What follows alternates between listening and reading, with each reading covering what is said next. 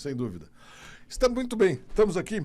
Conseguiu passar a dificuldade da manifestação, está chegando aqui para nos acompanhar o Príncipe, que eu anunciei para vocês que vai falar para a gente. Vou aproveitar esses minutos finais, ele vai contar bastante coisa nesse pouco tempo que tem. É um príncipe de verdade, gente. Você deve lembrar, né, que nós já tivemos imperadores aqui no Brasil. O último foi Dom Pedro II. Estamos aqui com um descendente direto de Dom Pedro II, descendente direto, que além disso é também deputado federal, é interessadíssimo na política, nos assuntos do Brasil, conhece muito, príncipe deputado Luiz Felipe de Orleans e Bragança, que ele escreveu uma Constituição do começo ao fim, um projeto de Constituição para poder mudar esse país. Uma coisa muito, muito interessante que ele fez. E você pode pensar, bom, escreveu um projeto de Constituição, mas o que isso quer dizer? O que isso mexe comigo? Vamos lembrar, você já deve ter escutado, já deve ter sentido, ou talvez ache, já escutou muitas pessoas dizerem, mas afinal a Constituição traz muitas obrigações para a gente, pega muito no nosso pé e cria privilégios para uns poucos, para 1 milhão de pessoas, talvez um pouco menos que 1 milhão de pessoas, que acaba se servindo muito da gente. E esse projeto de Constituição dele, a gente está falando agora há pouco de liberdade, ele chama de Constituição Libertadora. Quero até começar perguntando para o Príncipe. Primeiro, boa tarde, Príncipe. Prazer. Boa tarde, tá bem? Diogo. Muito obrigado por estar me recebendo aqui. Obrigado. Vibe. Estou conhecendo o senhor pela primeira vez aqui. Está aqui o Rafael. Rafael é o nosso produtor Rafael. E também participa do nosso programa aqui. Então, prazer. Bom, a Constituição, já li uma boa parte do seu projeto de Constituição, achei algumas coisas muito interessantes, mas eu quero entender primeiro essa coisa. Por que libertadora? Se a gente estava discutindo agora há pouco essa questão de, mas libertadora de saidinha de Natal, libertadora de saidinha de Páscoa, aquela que a gente não quer dinheiro nenhum. O que é essa história de libertadora e o que ela vai ajudar a mudar a minha vida? O meu fim de semana vai ser melhor porque a minha segunda-feira vai começar mais disposta. Por que com essa nova Constituição? Emendando na sua pergunta também, eu vi na sua live da apresentação da nova Constituição, que você falou que essa Constituição que você escreveu é a Constituição cidadã, diferente dessa que só diz que é cidadã. Eu queria que você explicasse isso também. Perfeito. Bom, muito obrigado. Esse tema me empolga porque, de fato, é a única coisa que me dá esperança no Brasil de você sair dessa novela política que a gente vive a cada ciclo eleitoral, ter que se descabelar, ter que replanejar sua vida, se você vai morar no Brasil ou não. Cada ciclo eleitoral a gente está com risco. Então a gente precisa sair desse risco de criar uma ditadura no Brasil. E a Constituição atual de 88, ela é um passo de você criar uma ditadura. É muito fácil de criar uma ditadura com o atual modelo. A gente está vendo agora como o STF já se incorporou ali como sendo uma pseudo-ditadura jurídica ali, que define as coisas. A qualquer momento ele pode intervir. Então a gente tem uma base constitucional muito falha. Nenhum conjunto de poderes também, freios e contrapesos, muito falho. As instituições são boas, por incrível que pareça. Você pode falar assim, pode negar que tem instituições demais, pode ser. Agora, os princípios que formam as instituições são bons, né? Tem razoabilidade. Agora, o que a gente precisa fazer é reorganizar eles para que eles protejam o Brasil de interferência externa e libertem o cidadão para que ele possa agir da maneira que ele bem convier. Nós temos a Constituição de 88 que faz exatamente o oposto. Ele abre o Brasil à interferência externa e trava o brasileiro nas suas ações. Então, o brasileiro pode fazer muito pouco. É o que os cartéis e o que as instituições, as agências reguladoras, as autarquias, os governos, os próprios políticos, é o que eles permitem fazer. É só a gente querer fazer uma coisa que eles não permitem, é que você vê que você não está livre. Então, a gente não está muito livre, não. Estamos vendo que o nosso... estamos lá embaixo no índice de poder empreender, né? Se a gente quiser empreender, é aquilo que o Estado permite. Se é uma coisa fora, já não pode. Então, as oportunidades estão concentradas no Estado. Então, esse é um aspecto. O outro aspecto é que grupos de interesse de fora têm ampla penetração no governo federal. Ampla penetração no judiciário, são donos de partidos políticos, fazem financiamento de ONG, criam legislação que não é nossa, não vem do nosso pleito, da nossa vontade popular. Então veja como o Brasil está exatamente no contrário do que deveria ter, ou do contrário do que é uma nação forte, segura e que dá liberdade para o seu cidadão. Estamos exatamente no caminho oposto. Deixa eu tentar entender. Eu falei no grosso modo aqui, podemos entrar nos detalhes. Tá. Eu quero entender, pegar alguns exemplos. Assim. Pela minha profissão de piloto, eu já viajei muito pelo mundo e andando pelos Estados Unidos. Sou piloto de linha aérea, de aviões. De avião. Exato. E uma coisa que me chama a atenção, andando especialmente pela região do Texas, mas em grande parte dos Estados Unidos, quando a gente pousa naquelas cidades bem pequenininhas, a gente vê aqueles sítios pequenos, aquelas fazendinhas pequenas, e muitas delas têm um pocinho de petróleo, que produz um pouquinho. O que é? É um complemento de renda daquela pessoa. Quer dizer, o sujeito foi lá, ele cavou um poço, ele achou petróleo, e aquele petróleo é dele. Isso. Essa sua Constituição permitiria coisas como essa? A água que eu achar no meu poço, ela é minha. O petróleo que eventualmente eu achar é meu. Porque aqui no Brasil, se a gente achar, a gente vai procurar tampar para ninguém tomar a propriedade. Então, né? Vamos entrar nesse impacto. Se a gente aprovar essa nova Constituição, o primeiro impacto é que a gente privatiza o subsolo. O subsolo é de quem é dono da propriedade. Então, o que tiver debaixo da sua terra é seu. É como o princípio fundador de todos os países, basicamente esse. A propriedade ela é plena.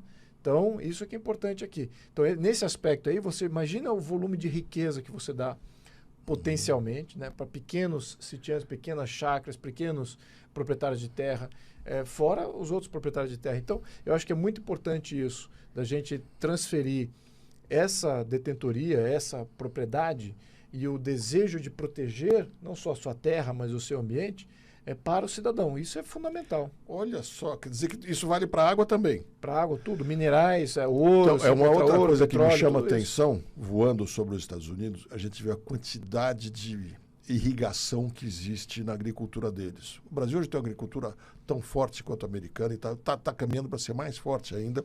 E chama atenção a gente ver como a gente protege o meio ambiente aqui. Mas uma coisa me intriga. O estado do Nebraska, um dos 50 estados americanos, tem mais irrigação que o Brasil inteiro. Um estado americano.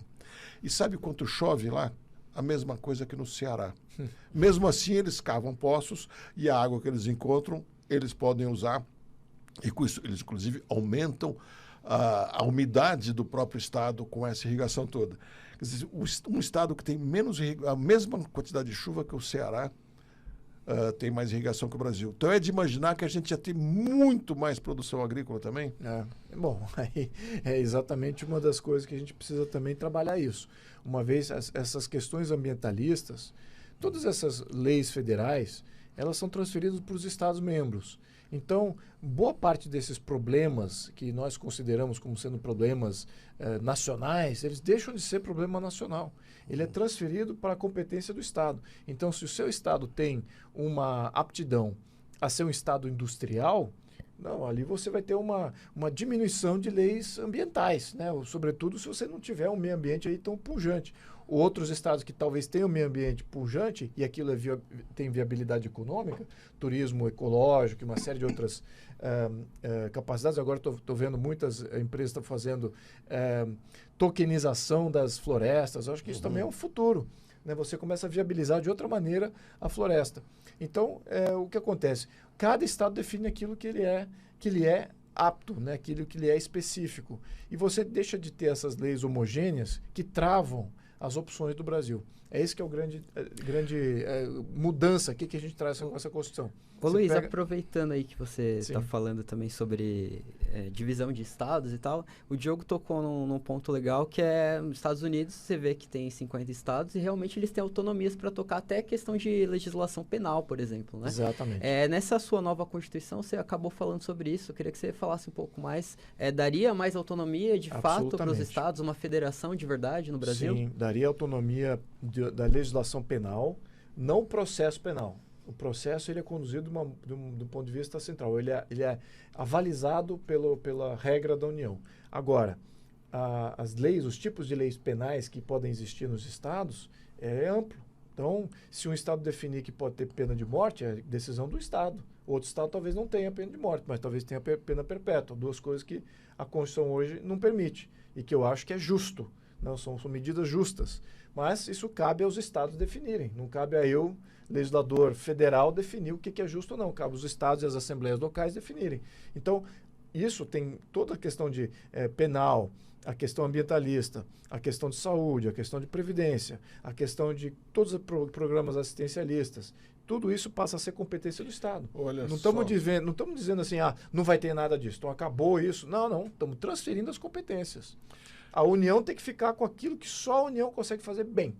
A União, por definição, faz aquilo que é média, ou seja, a União faz aquilo que é medíocre. Concorda? Sim. É medíocre. Então, por definição, é medíocre. Então, você vê um Bolsa Família, por exemplo.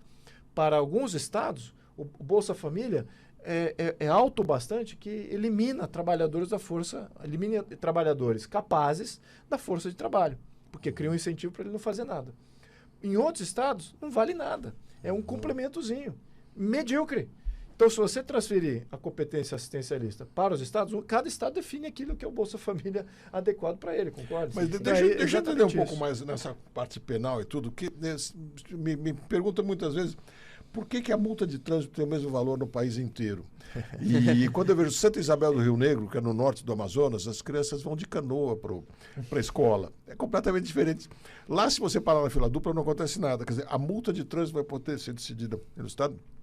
A saidinha de Natal do presidiário também. Quer dizer, isso cada estado vai resolver como quer isso? Cada estado define a sua realidade. Eu acho que isso facilita a cobrança também. Porque você não consegue estabelecer lá.